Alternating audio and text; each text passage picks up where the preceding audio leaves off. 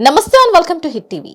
మాజీ మంత్రి చామకూర మల్లారెడ్డి పరిచయం అక్కర్లేని పేరు. ఎందుకంటే బీఆర్ఎస్ ప్రభుత్వంలో ఏ స్థాయి అధికార దర్పణం ప్రదర్శించారో అందరికీ తెలుసు. బీఆర్ఎస్ వర్కింగ్ ప్రెసిడెంట్ కె తారక రామారావు అండా, మాజీ ముఖ్యమంత్రి కేసీఆర్ ఆశీస్సులతో గ్రేటర్లో ఆయన తన హవా కొనసాగించారు. ముఖ్యంగా మేడ్చల్ మల్కాజ్గిరి జిల్లాలో మల్లారెడ్డి ఖాందాన్ కు అడ్డు అదుపే లేకుండా పోయింది. మేడ్చల్ మల్కాజ్గిరి అసెంబ్లీ నియోజకవర్గాలలో మల్లారెడ్డి, ఆయన అల్లుడు రాజశేఖర్ రెడ్డి విచ్చలవిడి కబ్జాలు చేశారు అనే ఆరోపణలు ఉన్నాయి.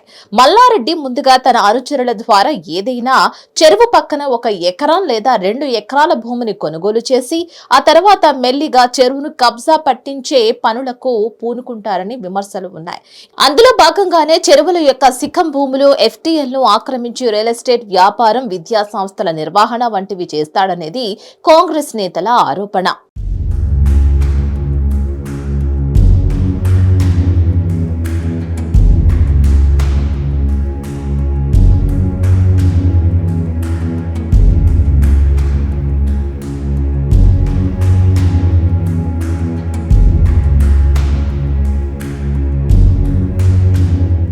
అయితే ఈ విషయంపై గతంలో రేవంత్ రెడ్డి విపక్షంలో ఉన్నప్పుడు మల్లారెడ్డిపై తీవ్ర స్థాయిలోనే విమర్శలు చేశారు. పరుష పదజాలంతో విరుచుకుపడ్డారు. ఒకానొక దశలో మల్లారెడ్డి మేడ్చల్ మల్కాజ్గిరి జిల్లాలో భూముల ఆక్రమణ కోసం అచ్చొచ్చిన ఆంబోతులా తిరుగుతున్నాడంటూ విమర్శించారు.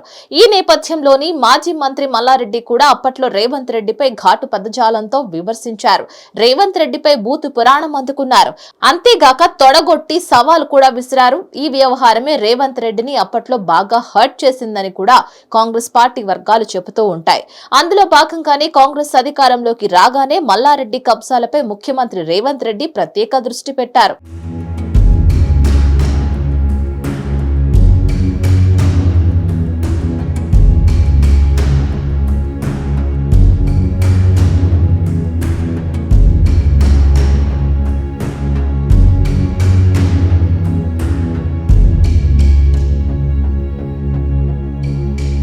అప్పటి నుంచి మల్లారెడ్డిని టార్గెట్ చేసిన రేవంత్ రెడ్డికి ఇప్పుడు ఛాన్స్ దొరికినట్లయింది. మల్లారెడ్డికి సంబంధించిన విద్యా సంస్థలు, ఆయన అల్లుడు రాజశేఖర్ రెడ్డి కళాశాలల నిర్మాణాలపై సీఎం రేవంత్ పూర్తి ఎంక్వైరీ చేయాలని అంతర్గతంగా అధికారులకు ఆదేశాలు జారీ చేశారు. ఈ నేపథ్యంలోనే మల్లారెడ్డి అల్లుడు రాజశేఖర్ రెడ్డి ప్రభుత్వ భూములను కబ్జా పెట్టి కళాశాలలు కట్టారనే ఆరోపణలపై అధికారులు ఆయన కాలేజీలోని కొంత భాగాన్ని కూల్చేశారు. అంతేకాక సుచిత్రలోని సర్వే నంబర్ 82లో మల్లారెడ్డి సుమారు 2 ఎకరాల భూమిని అక్రమంగా ఆక్రమించారని, దీంతో పాటు మల్లారెడ్డి బొమ్మారస్పేటలో ఓ చెరువు, ఎఫ్టీఎల్ భూమిని కబ్జా చేసినట్లుగా కూడా అధికారులు గుర్తించారు. దీనిపైన కూడా ప్రభుత్వం యంత్రాంగం సమగ్ర చర్యలు తీసుకునేందుకు సమాయత్తమవుతోంది.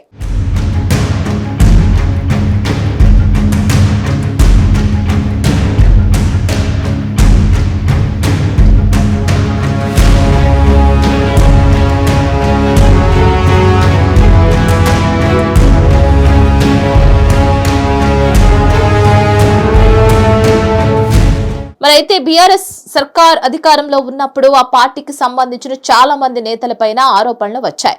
కానీ రేవంత్ రెడ్డి పెద్దగా ఎవరి జోలికి వెళ్లడం లేదు. మల్లారెడ్డి గతంలో రేవంత్ ను పరుష పదజాలంతో దూషించడం, తొడగొడుతూ సవాల్ చేయడం వంటి చేష్టలతో నొచ్చుకునే ప్రయత్నంగా చామకూరపై సీఎంఓ నజర్ పెట్టిందనే ప్రచారం జరుగుతోంది. అందుకే మాజీ మంత్రి మల్లారెడ్డి విషయంలో దూకుడుగా అధికారులు వ్యవహరిస్తున్నట్లు టాక్.